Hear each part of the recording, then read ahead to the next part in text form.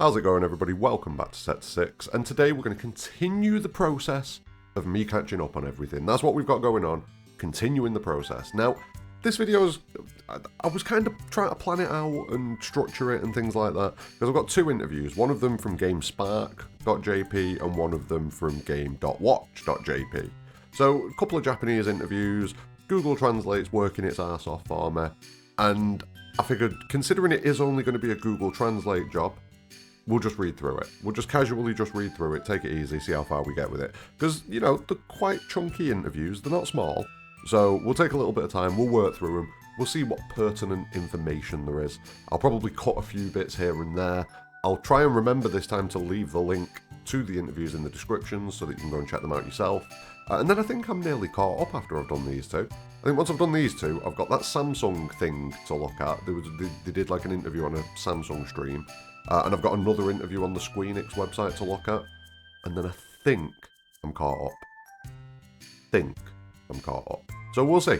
But let's jump into this one. Don't forget, drop a like on the video, subscribe for future content, do all of the things. The channel's growing massively at the minute and I'm super into it. We've put like 200 subs on in the last few weeks. Let's keep it rolling. Let's keep growing. Let's get big.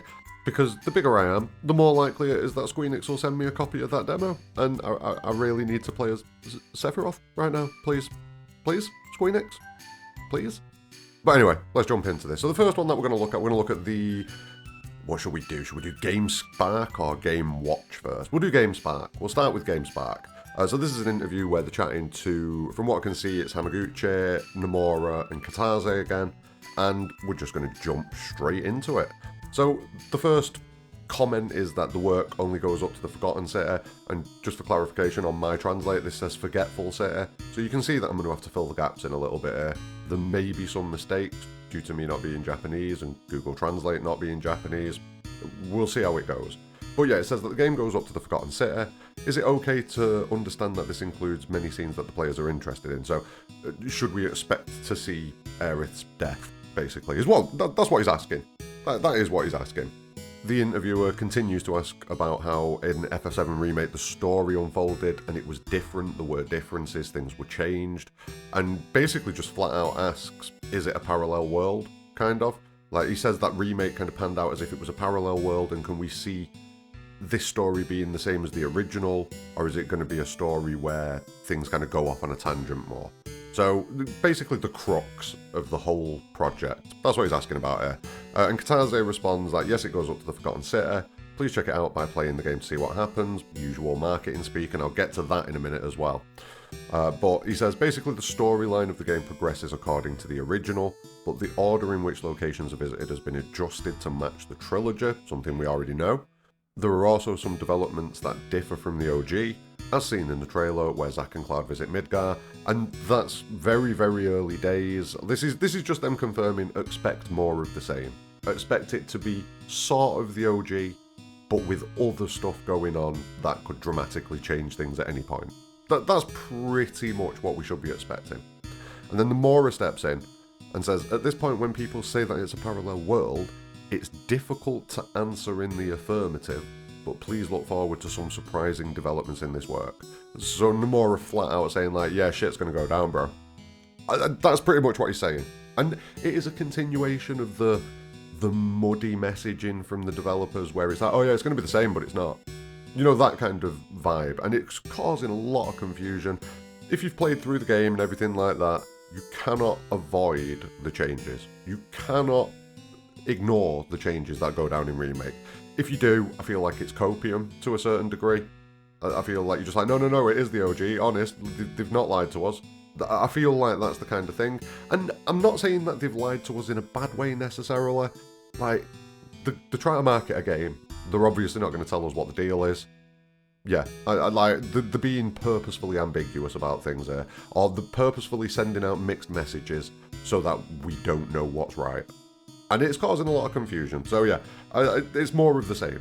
More of the same from Kitase and Nomura here. The interviewer then goes on to ask about the playtime of the game, and Hamaguchi comes in and says, this time, just playing the main scenario is expected to take about 40 hours, which is slightly more than the previous game, but there are a lot more side elements.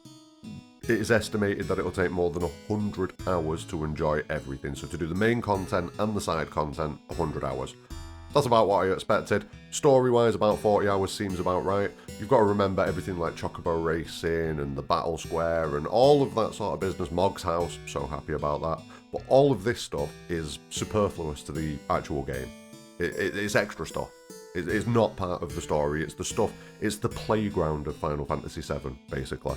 So we're getting all of that stuff, and it kind of leans into my belief that the third part, we're going to lose a lot of that stuff. I've got a theory video coming on it soon, once I've done with these interviews. I'm going to get these interviews out of the way. Probably one more video on the interviews in the next day or two. And then I'm going to start pumping out theory videos. But yeah, just as a quick hint, I've got a feeling we're going to end up in kind of a World of Ruin situation in FF7 Part 3. We'll see. We'll see how that goes down. But that's the vibe I'm getting at the minute. And that's why we're getting all of this fun stuff now in Rebirth. Because a lot of it's earlier than it should be. We shouldn't be racing chocobos at this point. It doesn't happen until Meteor's been summoned. So the fact that all of these things are coming early makes me think that Part 3 is going to be where the shit hits the fan and maybe, yeah, World of Ruin or something. But anyway, tangent. One more thing that Hamaguchi says here, that there's not a wall in the game. So you won't hit a point during the game where you cannot go back and do a side quest. You should always be able to go back and pick up the side content whenever you want to. I'm going to guess by replaying chapters, because I assume it's going to have a similar chapter structure to Remake. So I would guess that you'd go back to a chapter, maybe, something like that. We'll see. I mean, it might just be open-ended, and you can just go forwards and backwards whenever you want.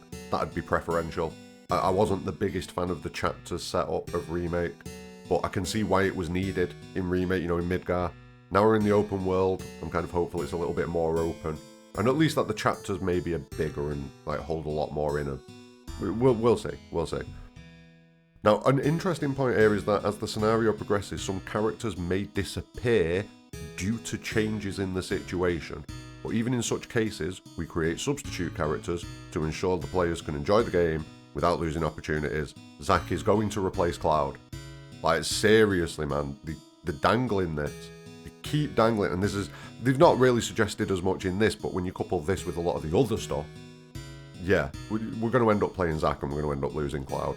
Now, the interviewer then asks that, does it mean that even for the same sub-content that there are variations in the characters' lines depending on the order period and progress period? So basically, depending on which point in the game that you do certain bits of side content, will the conversations be different?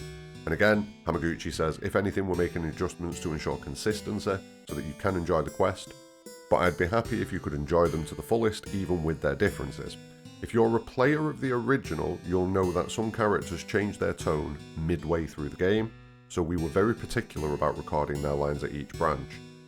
That's very interesting. The fact that we're changing the tone at the midway point in the game, that's also very interesting, because I don't know who he's referring to there. He could potentially be referring to maybe Barrett after the events with Dyne at the Gold Saucer. He could be referring to maybe Aerith after certain points in the game, like after the Temple of the Ancients, maybe things switched up a little bit with Aerith there. I get the feeling that he's hinting towards Cloud, and kind of like Cloud pre-livestream and post-livestream, but we shouldn't reach that point. So yeah, a little bit confusing, that one. Let me know what your thoughts are on it. I mean, I suppose it could be attributed to various characters, because a lot of characters go through some shit in the OG, things change for them at various points. So yeah, it's probably not as deep as I'm looking into it. My brain's just instantly going, what, Cloud? So yeah, I should probably chill there. But it's interesting nonetheless. Now, the next one, and again, these are phrased so weird because of Google Translate. I'm trying my best. But basically, they talk about the Gold Saucer being revealed and all the mini-games that are in it, and is it going to be a side thing or a main story thing? But also, have they added new mini-games to it? Hamaguchi says that the game goes up to the Forgotten City, so the mini-games that appeared in the original work up to that point will appear. Some have been remade to match modern graphics or have completely different battle gameplay, like 3D Battler. Right, I'm going to stop here, just purely because that's not true. You cannot race chocobos. You can bet on chocobo races, but you cannot race chocobos until post-Meteor. I said this in a previous video, and I wasn't sure if I was correct or not, and I was correct. I'm confident that you can't do it until after Meteor has been summoned. So, yeah. Little bit confused by that statement, but it's probably just an honest mistake. Moving on. Which minigames are still a secret, but some minigames that were originally playable in the Gold Saucer have been implemented on the world map in this work. So obviously that's things like Mog's House. We've seen that Mog's House has been implemented into the world map. It seems like there are more than just that, so, you know, we'll keep our eyes open and see what they've done. But yeah, Mog's House has definitely been worked into the world map, and that's brilliant. Now, the interviewer then asks that, in addition to Wonder Square's minigames, they've got fond memories of Speed Square's shooting coaster. Will that be implemented as well? And Hamaguchi confirms, yes, there are 7 squares, just like in the original, and each one has plenty of events and minigames. This time we have arranged many unique minigames, not only in the Gold Saucer, but in various places on the world map, so that you can enjoy them. There are some things that can only be played in Cloud's Jack of All Trades quest, interesting, so I'm sure you will feel like this is a work with more minigames than the original, and yeah, it looks like they've gone hard. Like I say, they've brought some things forwards, like Chocobo Racing, it would seem. We've got new side quests, we've got new mini things that we can go and do. We've got the whole Queen's Blood card game, which we broke down in the previous video, and I think we've kind of nailed how that works. I might actually cut that up into a separate video, just that section, just so people can get it. But yeah, it looks like they've added a lot. It looks like they've gone super hard in the content of this game. Now, the interviewer asks about the characters and how they enjoy the Gold Saucer and things like that, and how we see Aerith, Yuffie, and Tifa kind of interacting, and can we expect to see connections between the characters that weren't in the original work, and will Yuffie and Vincent be more involved in the story? Hamaguchi confirms that yes, there were some characters whose participation was not essential, but in this work they are, you know, involved. The relationships between the characters are much more involved, so they'll definitely appear and be firmly involved in the scenario. There will be many situations that depict the bonds between everyone, so I'm sure the fans will be happy. And then Nomura comes on and says, unlike the original, the voice and realistic characters allow for more expression. Also, it has been decided that Yuffie and Vincent, who were not required to be companions in the original work due to various reasons, will become companions in this work. So I was able to draw them with the assumption that they would be present, although they were kept quiet in the original work. I think it has deepened our relationship. So I think he's saying that he's got more of a connection with Yuffie and Vincent as characters now because they're more involved. It feels like that's what he's saying. And again, makes complete sense that both of those characters are much more involved. Vincent is connected to the entire compilation of Final Fantasy VII from start to finish, and Yuffie is like a part of Wutai, and Wutai has obviously got a heavy involvement in the story in general. So yeah, it makes complete sense that they're both permanent, fixed, locked-in characters. The interviewer then asks about the date, and they confirm that the date is going to be in there. I'm going to start moving a little bit quicker through this unless it's anything of real importance. But yeah, the date's in there. Hamaguchi says, I can't tell you who you go on a date with because it's a spoiler, but dating isn't just about dating someone of the opposite sex. There's a lot going into it, so please look forwards to it. So yeah, it seems like the date mechanics and everything like that are going to be in there and exactly as we expected, which, you know, we expected it, so that's fine. We also get a little hint that we'll be able to go on a date with a character that we couldn't go on a date with in the OG. Interesting. And then we get more talk about the additional characters that are new, such as Kyrie. There you go, I pronounced it correctly. You can take me seriously now, random commenter. Yeah, someone had a right little cry because I said Kyrie like Kyrie. It ain't that deep. Chill. But yeah, basically just asking, are these new characters going to appear? Are there going to be new characters that appear? And Nomura says yes, new characters from this work will appear. Cloud goes outside of Midgar and visits various places, so there are many characters from the OG that have not been shown yet. I can't tell you anything now, but please look forward to further updates. Also, there'll be new named characters that appear in each town, and livening the side content, it's really a lot, and that was Hamaguchi. But then the interviewer decides to choose Chaos, and says, please let me know about the differences from the original work. The theme of FF7 was life, but are you creating scenarios for the remake trilogy based on the same theme? Kitase steps in. The story is based on the same worldview, depicting the cycle of life streams where life is born and then dies. So the general outline has been carried over.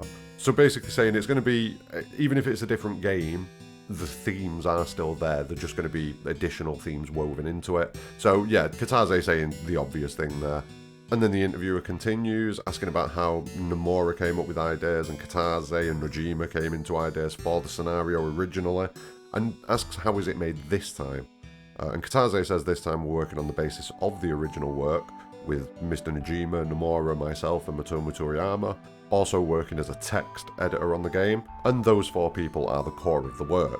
Nojima writes the scenario, Nomura thoroughly rewrites and supervises it, and Toriyama and I are just the points of contact with the main game. Toriyama and I participate in the scenario to confirm areas of concern and to discuss how much new elements should be added from the original work, or which parts of the original work should be preserved. But the main development of the drama is being built by Mr. Nomura and Mr. Najima. So basically saying they are the top dogs, they're the ones that are kind of leading the charge with this project, which we kind of all knew. We get the question about new characters, and Nomura says yes, since Remake has become quite large scale, I have to give instructions and do a lot of work myself, including other related works. We haven't been able to introduce any of the characters that will appear in this work yet, but please look forward to future updates. So yes, there will be new characters, but you've not really seen any of them yet. Look forward to it. And then the interviewer kind of asks both Nomura and Kitase, like, what would be their recommendations for people to experience FF7 Rebirth. Nomura says that the most important thing is the OG, which is the base, but in FF7 Reverse, I'm pretty sure that's meant to be Rebirth, but Zack will be involved in the story. So I think if you can get to know Zack by playing Crisis Core, you will be able to convey his feelings more deeply. I think there is also a Crisis Core Reunion or Ever Crisis which has recently released for mobile. Oh my god, sell that stuff, Nomura, sell it. So yeah, play the OG, play Crisis Core. Pretty much what we expected. Obviously the reason why they just released Crisis Core Reunion, because, you know, they want people to know that story. Yeah, and then Ever Crisis as well, because even more people will get to know that story. Yeah, we know what they're doing. And then Kitase says Rebirth is being developed with the aim of making it a work that can be enjoyed as a standalone game. I hate that, I'll explain in a second. If you want to deeply enjoy it, you can of course play a lot of related works in the FF7 universe before playing, but if you are new to this work, it will be better to rewind after playing Rebirth and explore other works. I think it would be interesting to have it done. So basically saying play Rebirth and then go and get context afterwards. And it is literally a case of, everyone's like, oh, they keep saying that you can play it as a standalone game, and people are reacting in weird ways because of it. They're always going to say you can play it as a standalone game. And the reason that they say that is because if they say, no, you need to play the OG, you need to play Remake, and you need to play Crisis Core, yeah, you should play all of them. If they say that, they've created a barrier of entry. Do you know what I mean? They've stopped you because you've not played those things, if you haven't, of course. But yeah, if you've not played those things, that's a barrier to entry, and that means that less people will buy Rebirth because they've not done the other things, so they'll go and do the other things. So you don't have barriers. You say, oh, yeah, of course you can play it as a standalone game. You can't. You won't understand a fucking thing that's going on. Like, you'll have no clue what's going on realistically. But they're going to say that. Like, they will continue to say that. So, yeah, don't be surprised if you keep hearing this shtick as we get closer and closer to release date about how, oh yeah, you can play this as a standalone game. We know you can't, but they're going to keep saying it because they want as many people as possible to buy this game. So, yeah, don't be surprised. But then this interview just kind of trails off into Ever Crisis nonsense after that, just a little scroll ahead. It's people talking about their experiences from back in the day, if they were involved in the OG FF7. All of the stuff of interest that pertains to Rebirth, I think we've squeezed out of this interview. And it only took 20 minutes. Yay! Right, I'm going to try and squeeze this second interview into this video. Let's do this. So this second interview is Game Watch magazine online. Again, links, comment, description, I'll do the things. But this interview starts off with, the catchphrase this time is, are you in the world we protect? Which isn't that, we've saved the world, but will we save you? It's some variation of that. Like, we're going to save everything, but are you going to be there? And we don't know who's saying it to who. And I think that's meant to be ambiguous based on what Nomura says here. He says the most important thing is also the meaning of her fate, which everyone is probably curious about. Aerith, he means. There are many interesting themes, such as Zack's involvement in the mystery for the Remake series, but it is from his perspective, and of course it is Cloud's perspective as well. In addition, Cloud himself has questions about his existence from those around him, and also pertains to Cloud, because Tifa's kind of doubting Cloud, and Cloud's kind of doubting Tifa potentially a little bit based on what Sephiroth's doing. So you is quite ambiguous and could mean everybody. It could be a you that represents the whole party, essentially. It could just mean one person, but they're being very coy about it. Now, the next interesting question, and there will be some crossover here as well with the previous interview, so I'll skip anything that we cross over and double up on. But the interviewer says that they played the trial version of Rebirth, damn you, and the first thing that surprised them was that they could move around in a very large, open world-like map. And Hamaguchi just says basically, like, we had to do the game this way because it's kind of what was expected. People wouldn't have been happy if when you get out into the world after Midgar, it isn't open and expansive and allows you to explore it. They knew that they had to do that. And they're kind of saying that when people say that you can't do something like that these days, it's an excuse. And I agree, there are a lot of games that just throw excuses out for why they can't do things, and I think it's refreshing that a developer's just kind of gone, no, we need to do this, and they've done it. So, very happy about that. It gives me Baldur's Gate 3 vibes with the way they've gone about things as well. It's a good thing. We need more developers to be doing this sort of thing and just being like, no, we're going to do the big thing, and just doing it. I love it.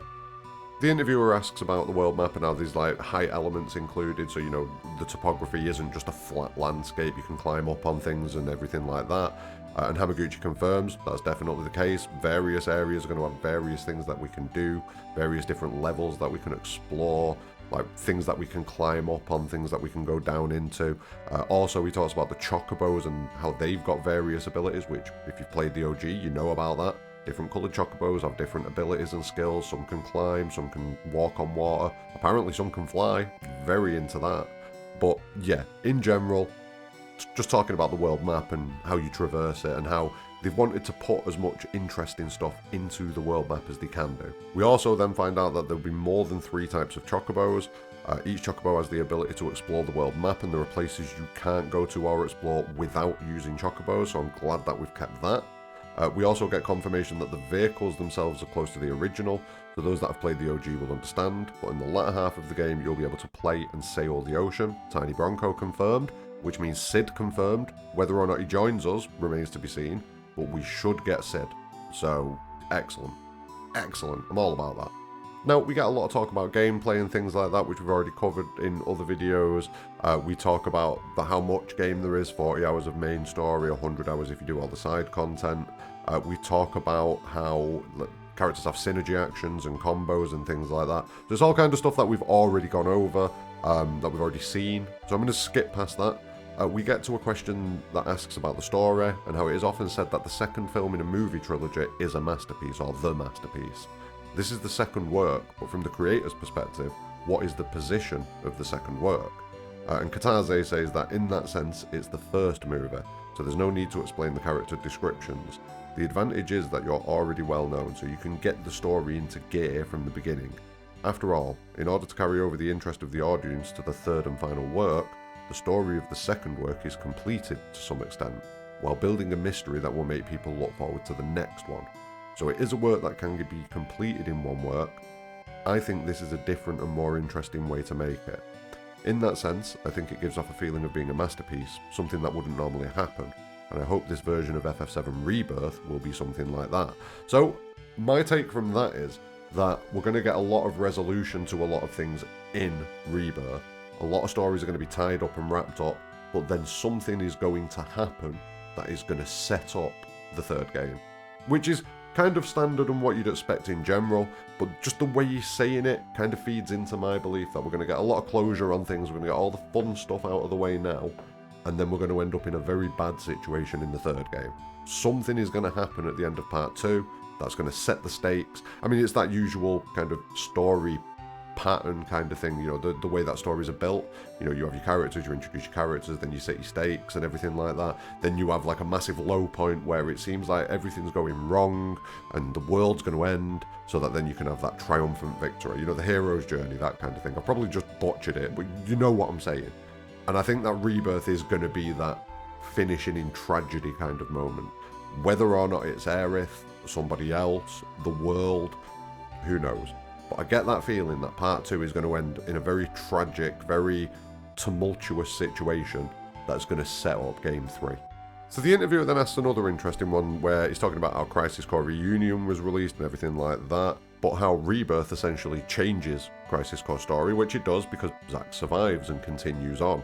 And the interviewer asks, are they trying to reconstruct and deliver a new FF7 that includes everything?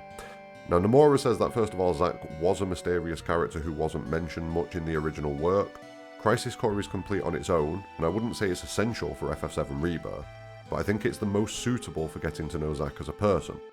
In that sense, FF7 Crisis Core Reunion is not so much about building a new FF7 as it is for this work, FF7 Rebirth. and was prepared as an opportunity to get to know Zack. So yes, basically, they wanted us to know Zack and make sure that everyone knows this Zack guy, because he's going to do some shit in the next game. Now, he carries on, in making this remake, it is better for those who have played the original once to reaffirm the story and say, oh, I know, this is what happens after this. We hope that both those who played the game and those who played the original version will have the same thrilling experience. Zack once again holds the key to this new mystery, just as he did in the original. So yeah, very much just doubling down on the fact that Zack is going to be an integral part of the story of Final Fantasy VII Rebirth and the project in general. Not something new. Like, we're all kind of on that wavelength now that, you know, they're making such a big deal about Zack. He's got to be a major part of what's going on. So yeah, I'm kind of looking forward to seeing what they come at us with as far as Zack goes. I'm intrigued to see if he does catch up with the party. Does he replace Cloud? How playable is he going to be? Is he going to form his own team and wander around the world map? Like, who knows? Let's see what we get.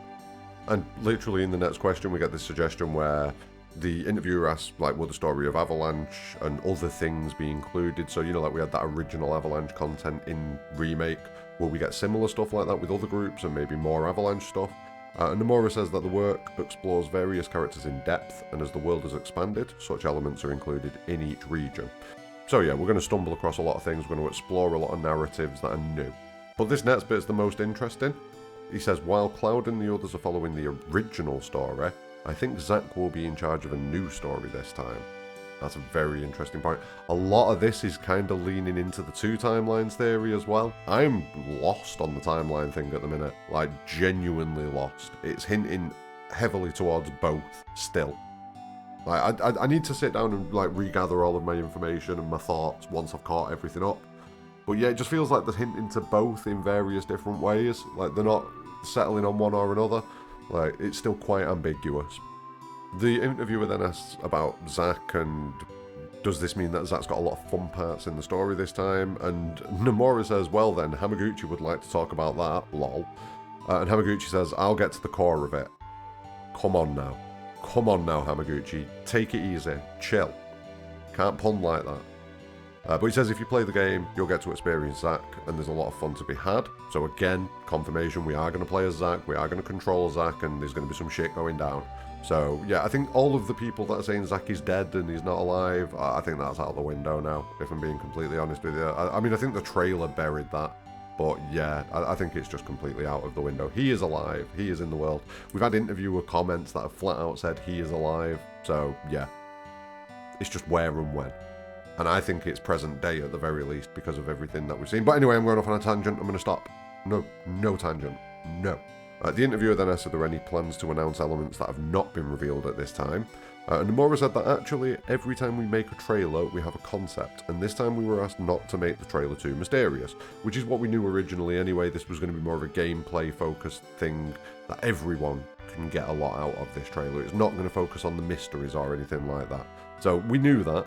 And yeah, Nomura confirms this. The concept of this game is that the world is expanding so you can enjoy so many different elements of this game. That's the concept for this trailer. So this time I'm taking a few steps back when it comes to the story and the characters. There are many elements that we haven't shown yet, so please look forward to the next report. Oh we are, my friend. The interviewer then swings for the fences and says, with such a huge volume at the moment, I'm curious as to what will happen in the third work. Ha ha ha ha. And Nomura says, in that sense, there are some parts where the route of the journey in this work is different from the original work. For example, we moved Wutai to the third game, but we also plan to scale up Wutai itself. Makes sense.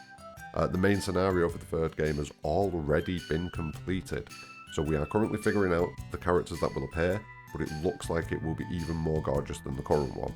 Okay, interesting. We shall see. Maybe he gets rid of my World of Ruin theory then. Oh, I was quite enjoying that one.